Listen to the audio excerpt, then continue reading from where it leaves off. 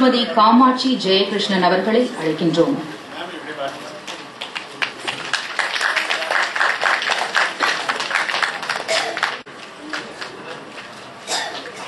திருமதி விஜி அவர்களை அழைக்கின்றோம். செல்வி கீர்த்தன்யா அவர்களையும் அன்போடு அழைக்கின்றோம்.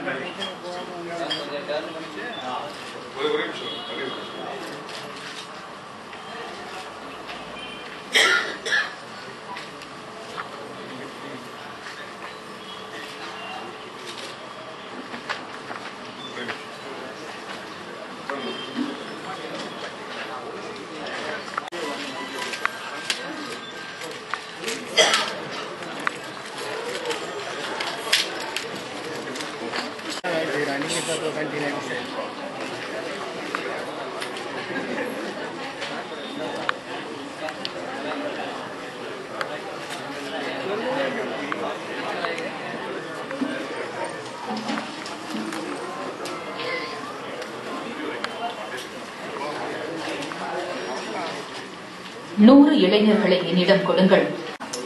எங்களது அழைப்பினை அன்புடன் ஏற்று அரங்கு நிறைய அமர்ந்திருக்கும் எங்களது உறவுகளே, கல்வித்துறையை சேர்ந்த Thiru Kannappan, director of education அவர்களையும், Thiru Karuppasamy, incharge of admin and all education of official staff welfare அவர்களையும், Thiru Palanisamy, incharge all high schools admin teachers appointment and transfer, Thiru Balamurugan, in charge of admin teachers appointment and transfer, Thirumadi Lada, joint director of education அவர்களையும் வருக வருக என வரவேற்கிறோம்.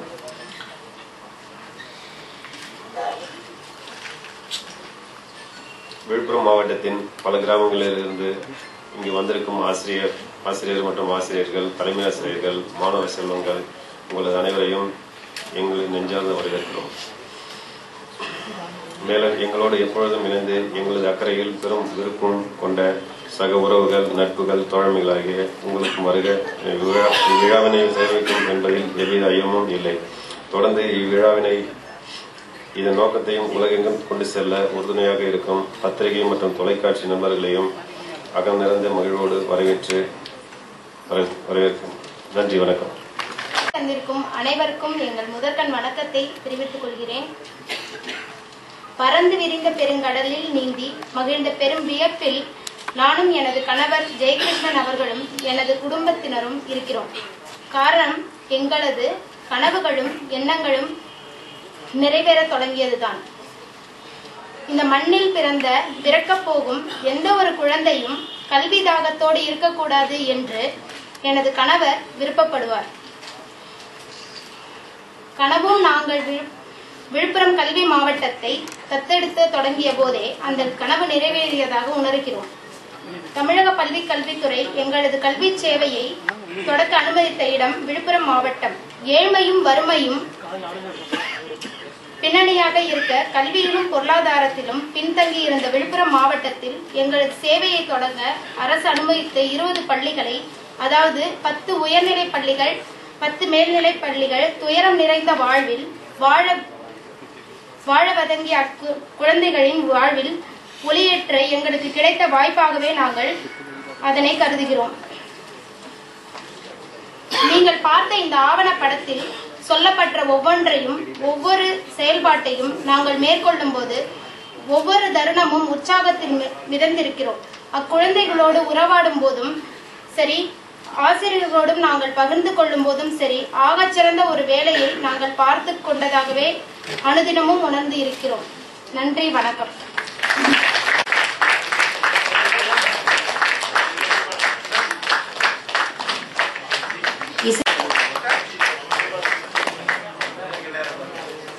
ஒலி பொறியாளர்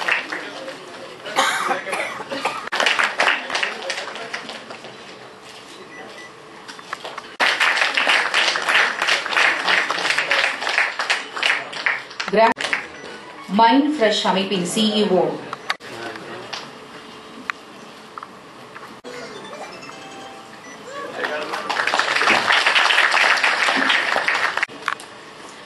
இந்த இனிய காலை வேளையில் மிகவும் அற்புதமான ஒரு விழா இங்கே நடந்தேறியுள்ளது.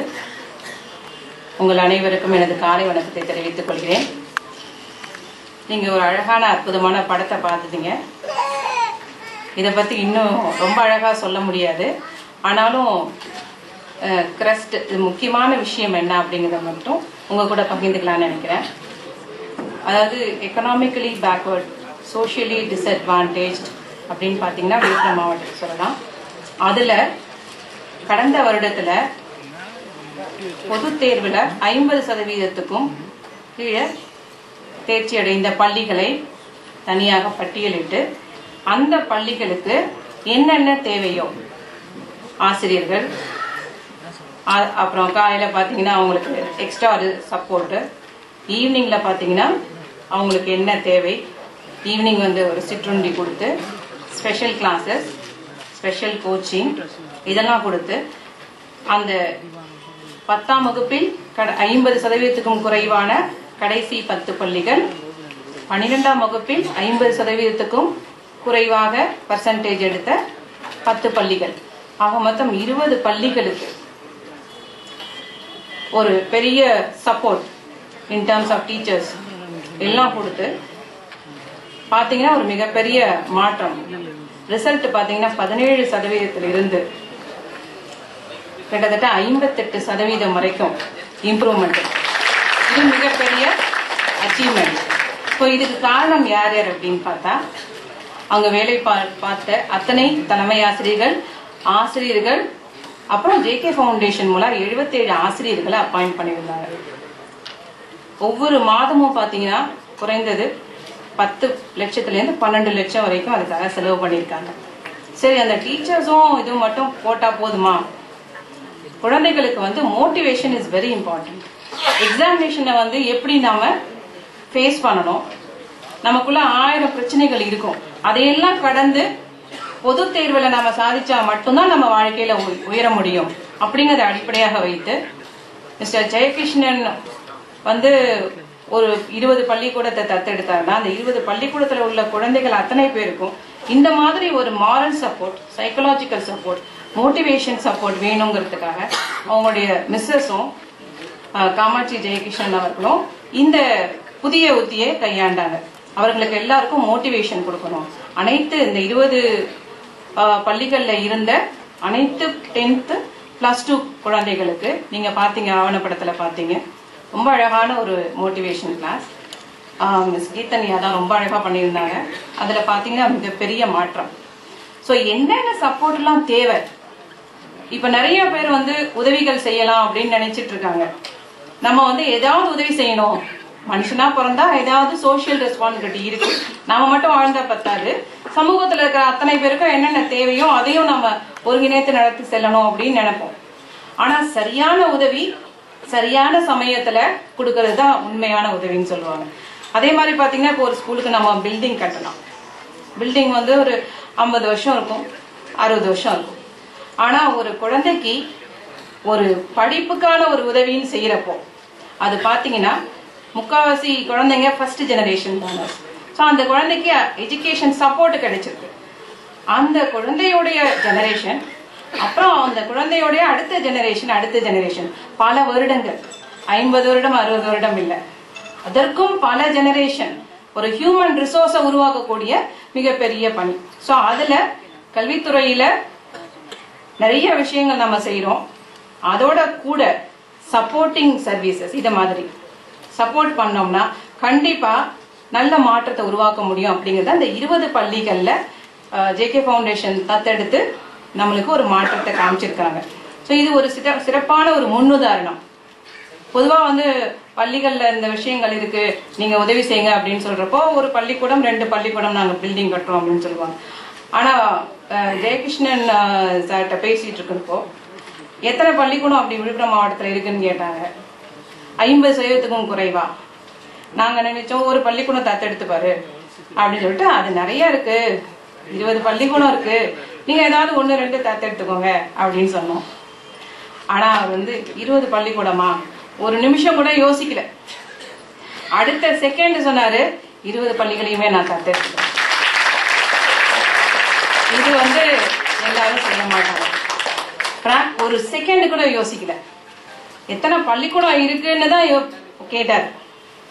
20 பள்ளிக்கூடையும் நான் தத்தெடுத்துக்கிறேன். எவ்வளவு காஸ்ட் ஆகும், என்ன சப்போர்ட் தேவை, அதெல்லாம் பத்தி அவர் யோசிக்கவே இல்லை. இன்ஸ்டன்டா சொல்லிட்டாரு. ஸோ இது ஒரு எல்லாருக்கும் அந்த மனசு வராது. ஸோ அது பாத்தீங்கன்னா ஒரு மிகப்பெரிய மாற்றத்துக்கு, சமூக மாற்றத்துக்கான ஒரு உருவாக்கம். அதுக்காகவே நான் வந்து மிஸ்டர் ஜெயகிருஷ்ணனை பாராட்டணும். அதனால இப்ப பாத்தீங்கன்னா நல்ல எண்ணங்கள், அடுத்து சப்போர்ட் மீனாட்சி காமாட்சி ஜெயகிருஷ்ணன் அவர்கள் வந்து இந்த குழந்தைங்களுக்கு இதெல்லாம் மட்டும் பண்ணா பத்தாது, ஸோ மோட்டிவேஷன் பண்ணும் அப்படின்ட்டு கணவரோடு இணைந்து அவர்களும் அந்த சமூக பணியில தன்னை அக்கறையாக ஈடுபடுத்தி கொண்டார்கள்.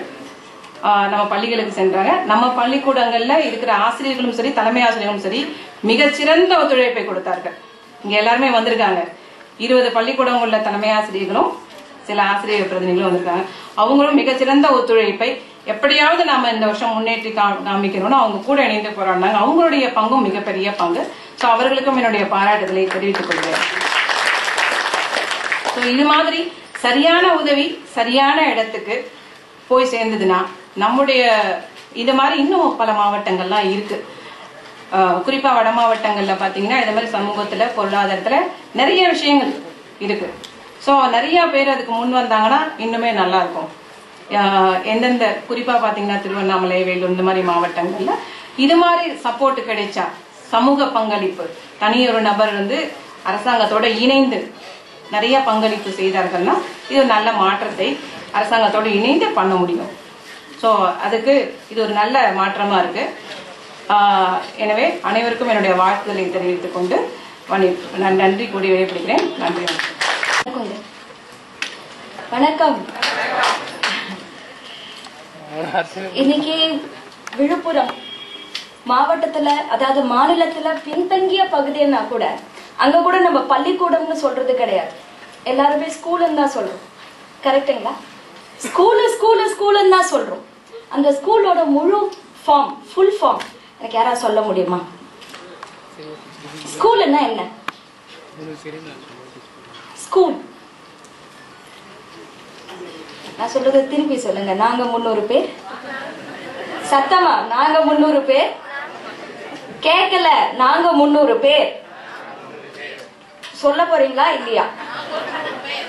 நாங்க 300 பேர். கேள்வி கேட்டா பதிலே சொல்ல மாட்டோம். சொல்லுவீங்களா? அப்போ ஸ்கூல்னா என்ன? டிரான்ஸ்லேஷன் கிடையாது. பள்ளிக்கூடம் அது எனக்கே தெரியும். ஸ்கூல்னா என்ன? ஸ்கூல்னா இல்ல. I want the full form of school. Why do you call a school a school? School is a Societal Center for Holistic Organization of Living. Societal Center for Holistic Organization of Living. Maths படிக்கிற இடம், science படிக்கிற இடம்ன்றது இல்ல school. வாழ்க்கையே முழுமைப்படுத்தி வரையறுக்கிற இடம் தான் school அப்படின்றது வந்து ஸ்கூல்ன்ற வார்த்தைக்கே அர்த்தம். அது நம்மளோட அது கருத்துல இருந்தே மறைஞ்சு போன இந்த டைம்ல ஒரு பள்ளி கல்வித்துறையில, நம்ம தமிழ்நாட்டில் பள்ளி கல்வித்துறையில ஒரு பெரிய எழுச்சின்னு சொல்லலாம். ஜெயகிருஷ்ணன் அண்ட் காமாட்சி போயிட்டு இந்த மாதிரி சொல்றோம் அப்படின்ற உடனே அதை வந்து இருகரம் நோக்கின்னு எனக்கு சுத்த தமிழ்ல பேச வரல. 2 கையுமே விரிச்சு அக்செப்ட் பண்ணிட்ட கல்வித்துறையை ரொம்ப பாராட்டணும். அதுக்கப்புறமா தான் ஜெயகிருஷ்ணன் நான் சொல்ல வரேன். ஏன்னா அதோட அர்த்தம் அதுக்கப்புறம்ன்றதை விட ஒரு பெரிய ஆர்கனைசேஷன்ல இருந்து ஒத்துக்கிறது ஒரு விஷயம். அடுத்ததா ஒரு தனி ஆளா இருந்து, அதாவது ஃபர்ஸ்ட் நான் ஜெயகிருஷ்ணன் கிட்ட பேசினப்போ ஏங்க உங்களுக்கு இந்த ஒரு உத்வேகம் சொல்லிட்டு கேட்டப்போ அவர் சொன்னாரு, எங்க எனக்கு 2 பசங்க இருக்காங்க. அந்த 2 பசங்களுக்கு வாழ்க்கை முழுசும் சாப்பிடணும் அப்படின்னு சொன்னா எவ்வளவு பணங்க வேணும் அப்படின்னு சொல்லிட்டு கேட்டாரு. நாங்க தெரியல அப்படின்னு சொல்லிட்டு கேட்டாரு. ஒரு 10 கோடி அது போதுமா அப்படின்னு சொல்லிட்டு கேட்டார். ஆமா போதும் தான் நினைக்கிறேன்னா அந்த 10 கோடியை நான் ஏற்கனவே பேங்க்ல போட்டு வச்சுட்டேங்க. என் பசங்களுக்கு சொத்து அது போதும்.